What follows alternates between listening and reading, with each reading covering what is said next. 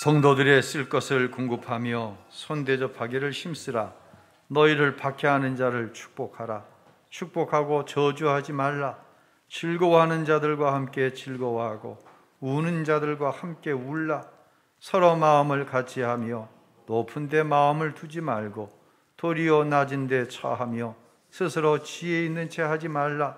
아무에게도 악을 악으로 갚지 말고 모든 사람 앞에서 선한 일을 도모하라.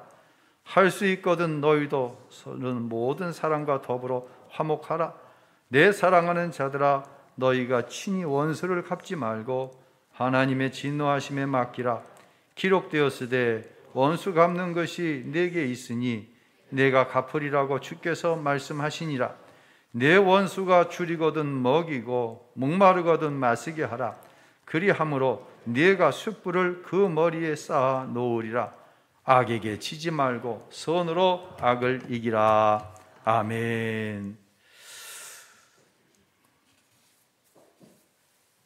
우리 예수님의 크신 은혜와 평강이 사랑하는 우리 의심교회 모든 성도들과 함께 하시기를 예수님의 이름으로 축원합니다.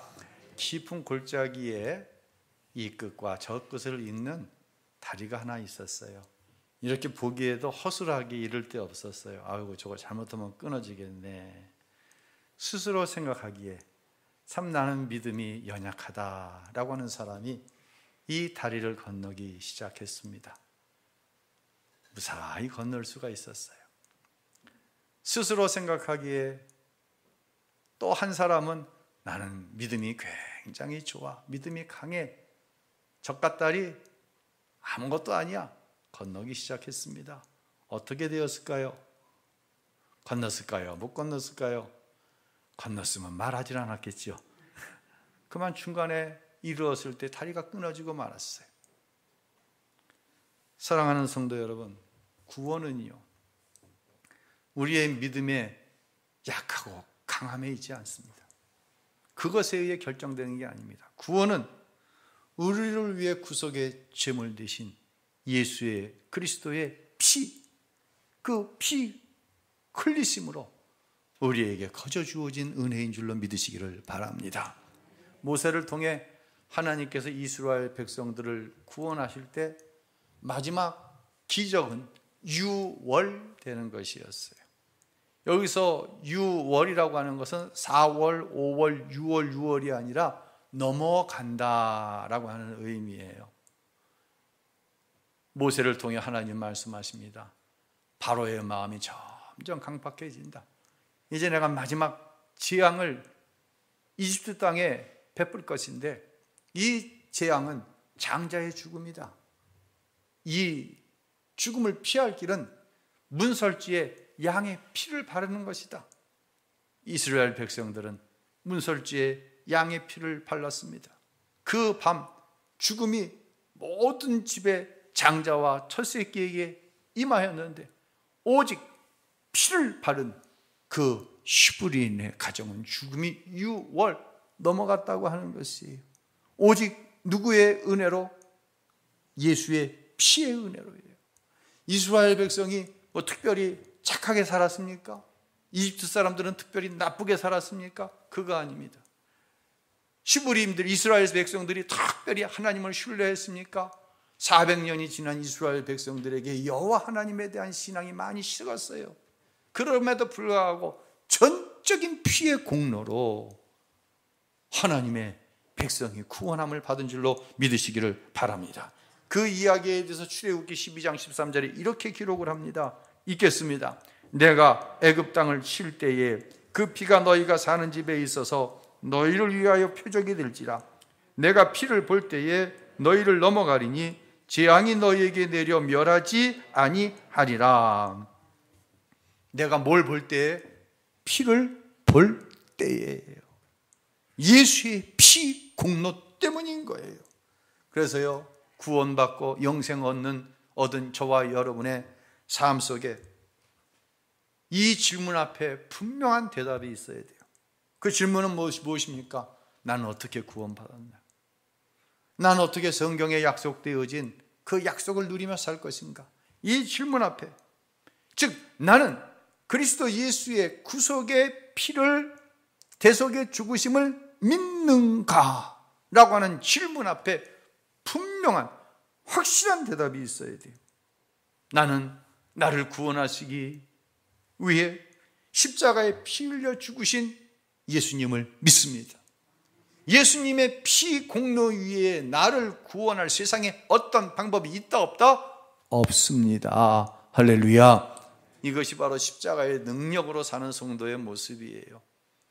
오늘 오후 열린 제자 양육 제1단원이 십자가의 능력에 대함입니다.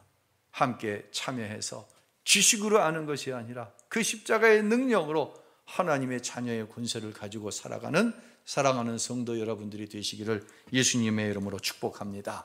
이제 오늘부터 다시 로마서로 돌아왔습니다. 11장까지는 교리 부분이었지요. 12장은 이 교리에 대한 적용 부분입니다. 근데 그리스도인들이, 우리 저와 여러분이 이 교리를 윤리적으로 도덕적으로 적용해 나아갈 때에 분명한 근거, 그 근거는 철저하게 십자가의 은혜에서 출발되어져야 된다는 거예요. 그래서 로마서 12장에는 사랑에는 거짓이 없다라고 얘기합니다. 이 사랑은 세상의 사랑을 이야기하는 것이 아니라 십자가에서 예수 그리스도를 통하여 우리에게 허락해 주신, 우리에게 보여주신 하나님의 사랑을 이야기하는 거예요. 아멘. 자, 이 기독교 하나님의 윤리에 대한 한 가지가 바로 성도들이 쓸 것을 서로가 공급하며 나누기를 힘써야 된다라고 하는 말씀인데, 13절 우리 다시 한번 읽어보겠습니다. 성도들의 쓸 것을 공급하며 선 대접하기를 힘쓰라. 이건 어떤 순서적인 문제는 아닌데요, 흔히 이야기하는 경제적인 도움을 주는 순서에 있어서 먼저 성도들 안에, 순서적으로 다음이 세상이라는 의미는 아니지만 먼저 형제 자매 아내라고 하는 의미도 있어요. 생각의 차이가 있을 수는 있습니다. 그런데 제가 목회를 하면서 점점 더 깊어지는 생각은 교회 안에서 행하는 가장 강력한 구제가 무엇일까라고 하는 것이에요. 물론 이제 경제적으로 어려운 사람들을 돕습니다. 그러나 그 일에 있어서 강력한 방법은 뭔가? 바로 그것은 온전한 11조다라는 생각이 점점 더 깊어지는 거예요. 11조는 어떻게 해요? 소득이 많은 사람은 많이 하고 소득이 적은 사람은 적게 하는 거예요. 그렇죠? 그런데 이 10의 1조가 모아졌습니다. 그것이 사용될 때에는 어떻게 해요? 공평하게 누리는 거예요. 많이 한 사람은 많이 누리고 적게 한 사람은 적게 하는 거 아니에요. 11조가 모여져서 성전을 지었습니다. 따뜻하게 난방을 합니다. 따뜻하게 난방하는데 따뜻한 것은 11조 많이 한 사람이 앉고, 추운 것은 헌금 적게 하는 사람이 앉고, 점심을 나눕니다. 맛있는 거 많이 먹는 거는 11조 많이 한 사람이 있고, 이게 아니라는 거예요. 그래서 목회 가운데 경험하는 강력한 구제는 바로 온전한 11조라는 거예요. 제가 목회하면서 이제 이건 이제 내적인 것이고요, 좀 외적으로 좀 폭을 좀 넓혀 보면서요, 목회를 하면서 제가 관심을 두는 다른 하나는 이 작은 교회에 대한 문제예요. 코로나19를 지나오면서 월급, 흔히 이야기하는 월급쟁이들은 어려움을 겪었지만 좀 덜했어요. 그런데 이 소상공인들은 정말 무지무지하게 어려워요. 정부에서 지원을 하기는 하지만 어림도 없죠. 하지만 가장 강력한 제안을 받았으면서도 모든 지원에서 소외된 곳이 있어요. 그것이 어디일까요? 그것이 어디일까요? 바로 교회예요. 교회는 최근까지도 방역당국으로부터 비대면 예배를 권고받았습니다. 어떤 때는 예배당의 몇 프로, 평상시 출석 인원의 몇 프로라고 하는 지침을 주고 그 지침을 주일이면 구청 직원들이 와서 검사하기까지 했잖아요. 우리 교회는 코로나 초기에 잊혀지지가 않습니다. 9월 달이었죠. 동시에 9명이 코로나에 확진이 되었어요. 그래서 2주간 교회가 폐쇄됐었어요. 가장 강력한 제한을 받았어요.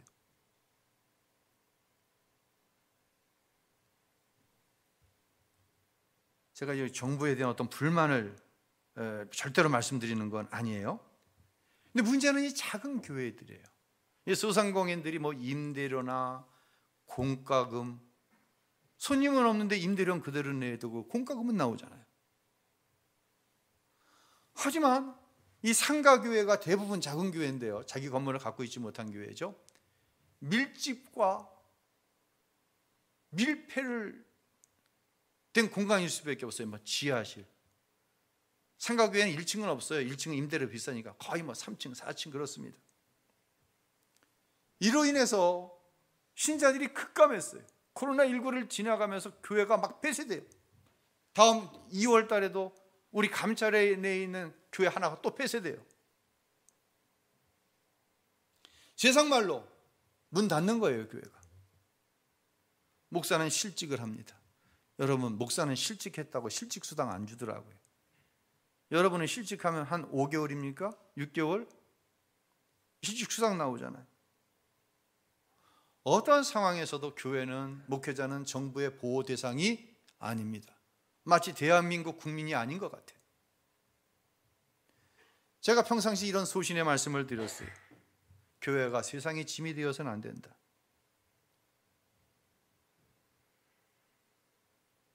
교회는요, 세상으로부터 어떤 도움을 받는 곳이 되어서는 안 돼요. 세상의 짐이 되면 안 돼요. 우리가 흔히 교인을 성도라고 하는 표현을 쓰잖아요. 성도는 한문으로 거룩할 성에, 도는 무리도자입니다. 거룩한 무리예요. 한 사람을 가리켜서 성도라고도 하지만 이와 같은 성도 교인들의 무리를 성도라고 하는 거예요. 이 성도의 폭을 좀 넓히면 작은 교회, 큰 교회 모두가 그리스도 예수 안에 한 성도예요. 여러분, 믿으시길 바랍니다. 교회를 도와야 할 것은 정부가 아니에요. 교회를 도와야 할 것은 한 지체인, 같은 성도인 교회인 것이에요. 감사한 것은 2021년 연말에, 또한 2022년 연말에 우리 강서 지방 안에는 공식적으로 21개의 작은 교회를, 교회들이 선교비를 모아서 지금 돕는 그러한 좋은 제도가 있어요. 이 21개의 교회의 선교비 이외에 목회자들을 격려할 수 있도록 물질로 도울 수가 있었어요.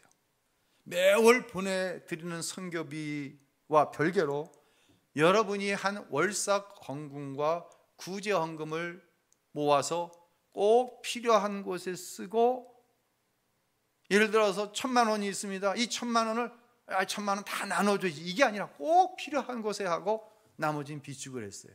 그래서 2021년도에는 선교비와 구제 헌금을 합해서 좀 많은 액수를 21개 교회 목회자들을 연말에 격려할 수가 있었어요. 근데 작년에는 선교 헌금이 좀 어려웠어요. 그래서 구제 헌금으로만 21개 교육자들을 격려할 수가 있었어요. 이거 신문에 안 내주더라고. 그런데 사랑하는 성도 여러분, 여러분에게도 사실 설명 구체적으로 안 했어요. 이런 건. 구제의 대원칙은 뭐예요? 왼손이 하는 일을 오른손이 모르게 하는 거예요. 자랑할 만한 일도 아니에요.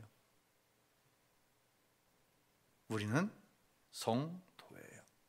제가 전에 있던 지방회에서 40대 제가 중반에 이제 지방회장을 시작하면서 제 평상시에 이 마음, 저도 개척교회를 목사였으니까 교회를 개척하고 그 어려움을 아니까요. 이 평상시에 가지고 있던 마음을 좀 펼쳐 놓았어요. 그래서 자립하고 있는 교회 목사님들을 청해서 우리 한번 지방 내에 있는 교회의 목회자들의 최저 생활비는 한번 보장해 봤으면 좋겠습니다. 제가 속해 있는 교회가 작은 교회니까 우리 교회에서 다 할 수는 없어서 그게 아니라 이 작은 교회, 제가 개척교회를 할 때 가장 어려웠던 마음은 뭐냐면 물질적인 어려움도 어려움이지만 성도라고 하면서 예수 그리스도 안에서 한 지체라고 하면서 자립하는 교회가 자립하지 못하는 교회의 목회자들의 상황을 돌아봐 주지 않는 거예요. 관심을 갖지 않는 거예요. 얼마나 어려우냐? 그게 어떤 소외감을 갖게 되더라고요. 그래서 그런 말씀을 교회의 선후배 목사님들과 나눴어요. 했더니 목사님들이 적극적으로 참 좋은 생각이다. 한번 해보자. 작은 교회 목사님들을 모셨어요. 다 오십시오. 와셨어요. 와서 이제 참 외람되지만 자신의 정확한 소득을 지방회에다가 공개해 주십시오. 나는 교회에서 사례를 100만 원을 받습니다. 70만 원을 받습니다. 근데 여기에 선교비가 있어서 나는 한 달에 150만 원을 받습니다. 이런다든지. 아니면 사모님께서 직업을 갖고 있기 때문에 우리는 교회는 작은 교회이지만 충분히 생활하는 데는 문제가 없습니다. 사실 교회법에는 목회자는 목회 이외에 다른 직을 겸할 수 없어요. 목회자가 다른 직을 겸할 수 없다고 하는 것은 목회자의 부인 역시도 다른 직을 겸해서는 안 돼요. 왜냐하면 목회는 성직이에요. 온전히 성도들을 돌아보는 일에만 전념해야 하는 것이에요. 그게 너무 어려우니까. 그래서 이렇게 아주 정직하게 보고를 받아보니까 거의 대부분의 교회들이 흔히 이야기하는 최저 생활비에 못 미치는 거예요. 자, 그 통계를 가지고 다시 자립하는 교회 목사님들을 모시고 그대로 그 통계를 나눴어요. 예를 들어서 한 달에 2천만 원이 있어야 몇 개 교회에 자립하지 못하는 목사님들의 최저 생계비를 지원할 수 있습니다. 내놨어요. 어떻게 됐을까요?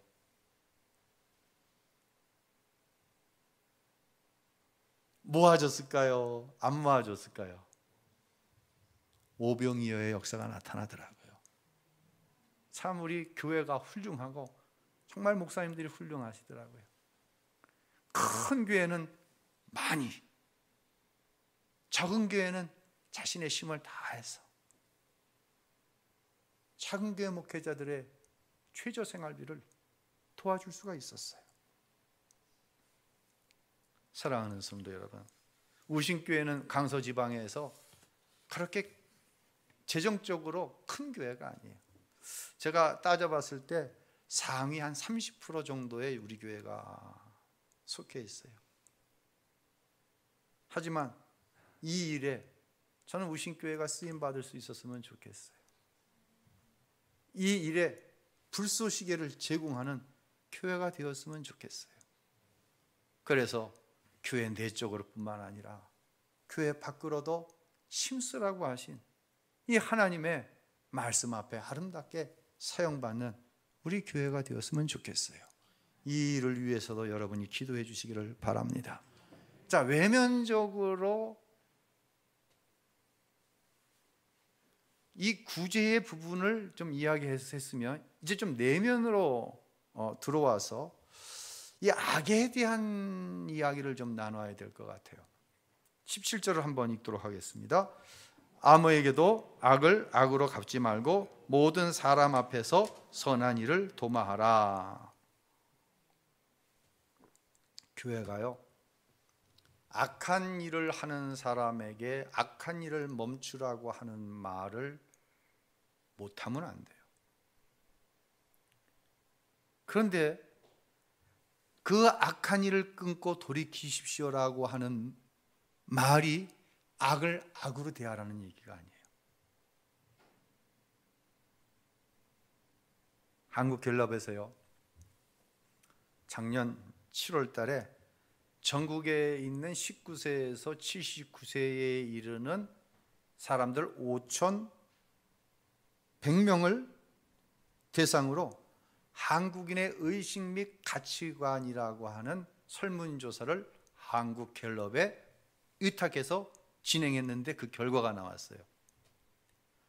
근데 이 결과가 우리가 생각하는 것과 얼마나 차이가 나는지 한번 통계를 한번 보도록 할게요. 첫 번째 이미지 한번 보여주시겠어요? 자, 먼저 혼전 순결을 안 지켜도 된다가 2016년도에는 37%였는데 6년이 지난 2022년에는 58%로 늘어났어요. 이혼 41%에서 56%. 쭉 보면은요, 낙태 같은 경우에는 27%에서 51%. 이것은 무엇을 의미하냐면, 우리가 악에 대한 개념을 이야기할 때 이 악에 대한 개념이 한국 사람으로서 아니면 어떠한 전통적인 관습에 의한 악이냐, 아니면 성경에서 말씀하고 있는 악이냐를 분명하게 좀 분별할 수 있어야 될 때가 왔다는 거예요.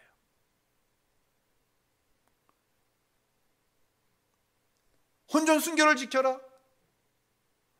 그런데 58%의 사람이 그건 동의하지 않는다. 이혼? 어쩔 수 없는 상황에서 해야 되지 않겠느냐. 이게 50%를 훨씬 넘어가는 상황이에요. 그러면 성경은 뭐라고 이야기하는지를 가르쳐야지, 정통에 의해서, 습관에 의해서, 관습에 의해서 이거는 통하지 않는 시대가 이미 도래했다는 거예요. 제가 저희 교회에서 지난번 기독교인의 어떤 성윤리와 결혼관에 대한 세미나를 청년회에서 주관해서 하면서 부모들도 좀 함께 와서 좀 강의를 들었어요. 제가 한 3분의 1 시점쯤 올라와서 봤는데 분위기가 심상치가 않은 거예요. 이런 거예요. 강사가 교제하는 사람과 손을 잡아서도 안 됩니다. 왜냐하면 이러한 스킨십이, 이러한 신체적인 접촉이 결국은 무엇까지 이어지냐면 혼전의 순결을 지키지 않는 것까지 이어지기 때문에 손을 잡아서 안 됩니다. 청년들이 분위기가 묘해지는 거예요. 또 부모들도 헷갈리는 거예요. 저는 개인적인 제 생각은, 우리 아이들이 결혼 대상자입니다 라고 데리고 왔는데 한 1m 좀 떨어져서 오면은 저건 결혼 안 하겠다는 얘기구나, 좀 그렇게 알아들을 것 같아요. 왜냐하면 서로 이성적인 호기심이 없이, 이성적인 매력을 느끼지 못하고, 근데 손을 꼭 잡고 들어오는 모습이 너무 이뻐. 그러면 저 녀석들은 서로 간의 이성 간의 어떤 충분한 매력을 느끼는구나. 왜냐하면 결혼에는 그것도 중요하니까요.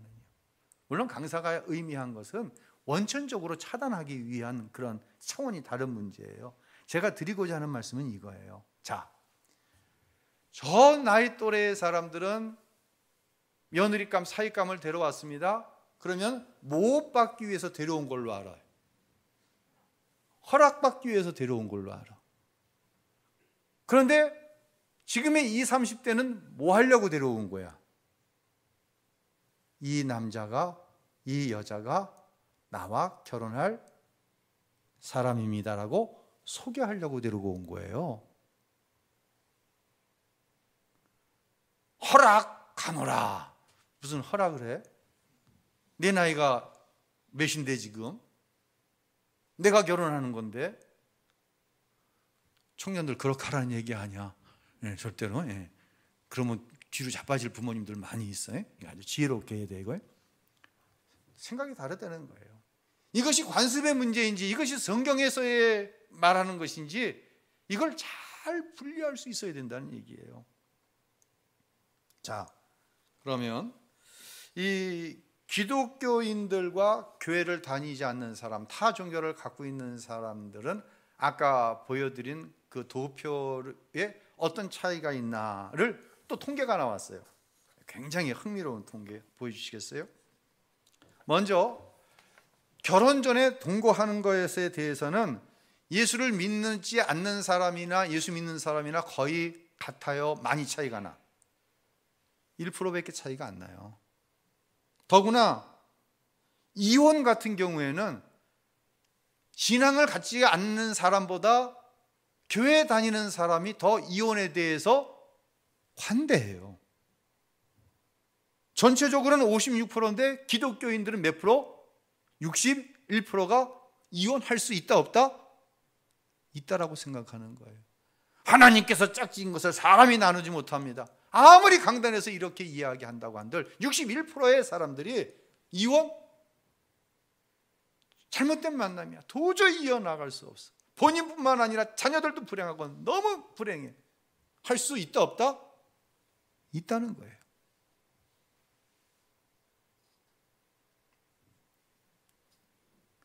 다시 말씀드립니다. 교회가 지금까지 정의하고 옳다고 생각했던 것이 관습에 의한 것인지 성경적인 것인지 전통적인 것이기 때문에 따라야 하는 것인지 생각을 정리해야 될 때가 이미 지나갔어요. 한 30%대라고 한다면 설득해서라도 할 수 있지만 통계가 50%가 넘어가고 60%가 넘어가면 이건 설득, 설명, 이해를 구해서 될 문제가 아니에요. 더구나 분명한 것은 뭐 동성애라든지 이러한 부분들이요, 교회가 십자가의 능력으로 살아가지 않으면 세상과 다를 바가 있다 없다? 전혀 없는 거예요.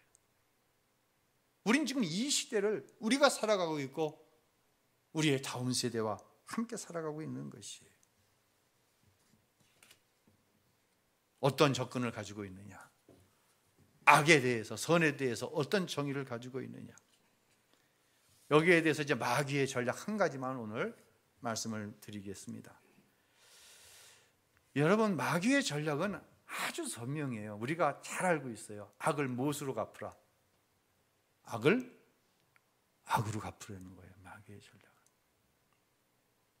여러분, 악을 악으로 갚는 거에 대해서 동의하시나요? 동의하지 않나요?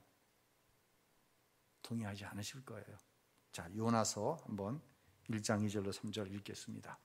너는 일어나 저 큰 성읍 니느웨로 가서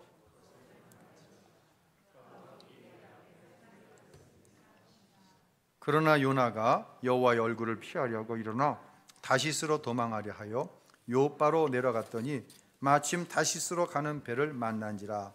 여호와의 얼굴을 피하여 그들과 함께 다시스로 가려고 배삭을 주고 배에 올랐더라. 요나서는 이제 요나에게 임한 하나님의 명령이죠.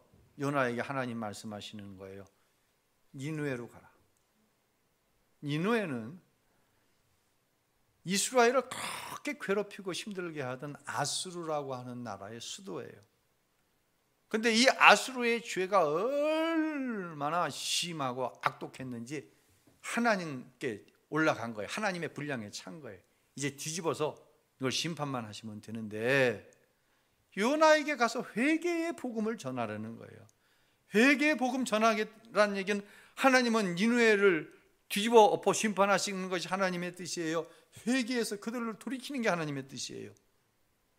회개시켜서 돌이키는 게 하나님의 뜻이라는 거예요. 근데 요나는 이 하나님의 말씀이 정말로 마음에 안 드는 거예요. 그래서 어디로 도망을 가는 거예요?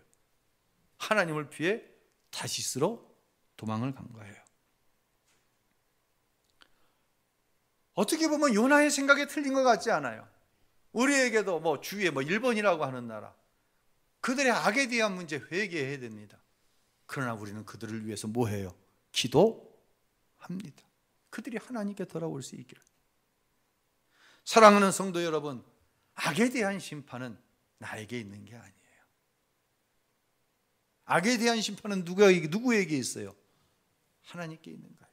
19절 우리 함께 읽겠습니다. 내 사랑하는 자들아, 너희가 친히 원수를 갚지 말고 하나님의 진노하심에 맡기라. 할렐루야. 하나님은 여기서 한 걸음 더 나아갑니다. 여러분, 악을 선으로 갚는다? 이거 가능해요?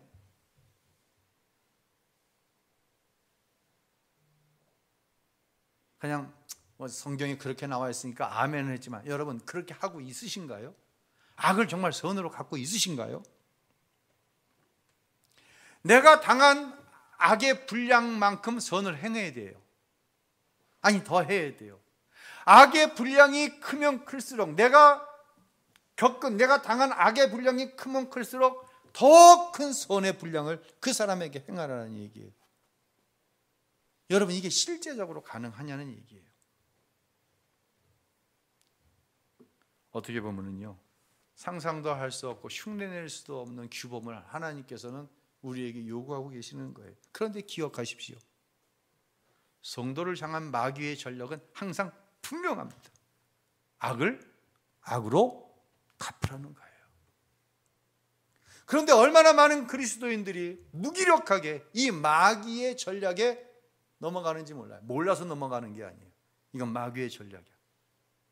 내 지금 안에 있는 누구를 향한 원수 갚고자 하는 마음, 그가 나에게 행한 것 이상으로 갚고자 하는 마음, 이건 분명히 마귀의 전략.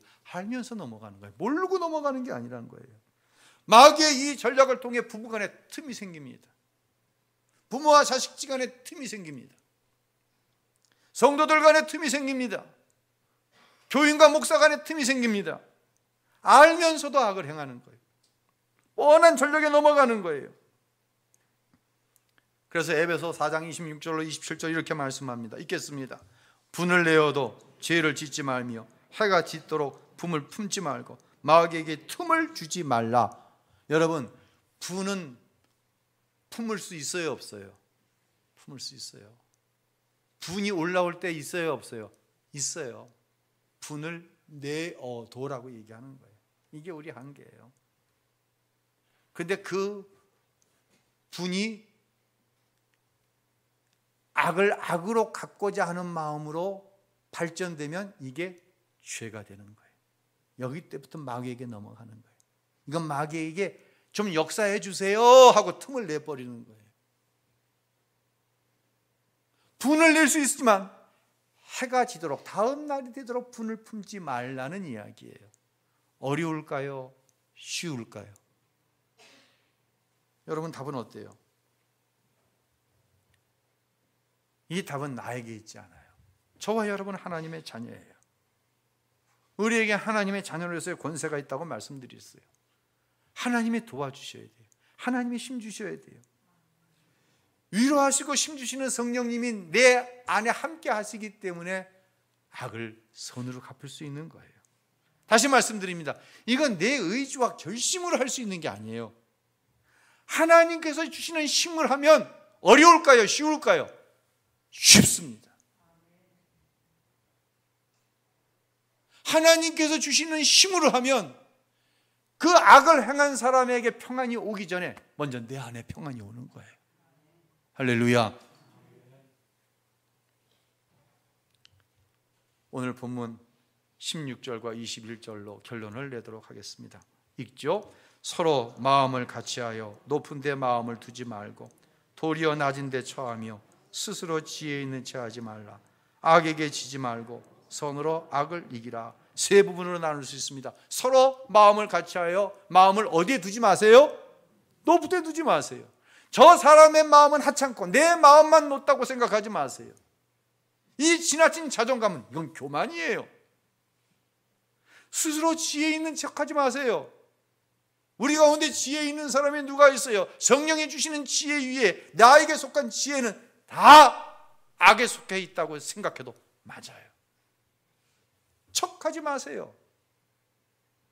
의로운 척하지 말라는 얘기예요. 지혜로운 척하지 말라는 얘기예요. 내 생각이 많다고 생각하는 척하지 말라는 얘기예요. 거기서부터 마귀의 틈이 벌어지는 거예요. 악에게 지지 마세요. 선으로 악을 이기시길 바랍니다. 누가 그렇게 하셨어요? 우리 예수님이 그렇게 하시는 거예요. 하나님과 내가 원수되었을 때 하나님과 원수된 나를 위해서 우리 예수님께서 십자가에 대신 죽으시는 거예요. 그 예수님이 내 안에 계시는 거예요. 그래서 이길 수 있는 거예요. 내가 이기는 게 아니라 정확히 표현하면 내 안에 계시는 예수님이 이기시는 거예요. 할렐루야. 선으로 악을 이겨 무너졌던 평강이 회복이 되어지고 정말 내 입술을 벌려 선으로 악을 이기는 것이 너무 쉬운 일입니다. 나는 할 수 없지만 내 안에 거하시는 예수님이 하셨습니다. 고백함으로 이 땅에서도 하나님께서 이루시는 천국을 경험하며 살아가는 정말 십자가의 능력으로 세상의 가치관, 세상의 전통이 아닌 십자가의 능력으로 하나님이 주시는 참된 평강을 경험하며 살아가는 모든 성도 여러분들이 되시기를 예수님의 이름으로 축원합니다.